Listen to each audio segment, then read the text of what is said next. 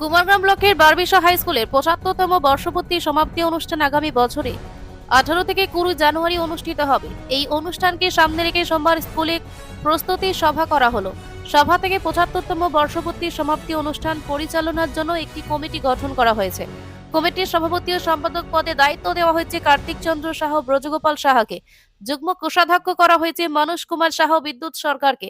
প্রস্তুতি সভায় উপস্থিত ছিলেন বারবিশা হাই স্কুলের প্রধান শিক্ষক বিমল কুমার বসুমাতা, স্কুলের পরিচালন সমিতির সভাপতি মুকুল তরফদার, ভলকা বারবিশা 1 নম্বর গ্রাম পঞ্চায়েতের উপপ্রধান রাজীব তির্কি সহ অন্যরা।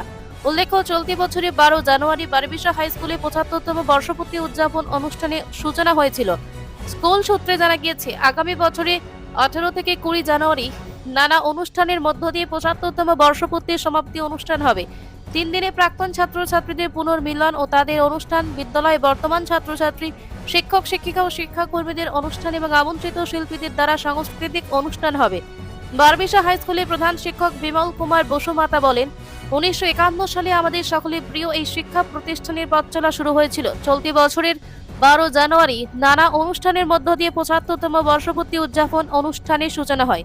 এরপর বছরভর নানা কর্মসূচি করা হয়েছে। আগামী বছরের 18 থেকে 20 জানুয়ারি ৭৫তম বর্ষপূর্তি সমাপ্তি অনুষ্ঠান হবে।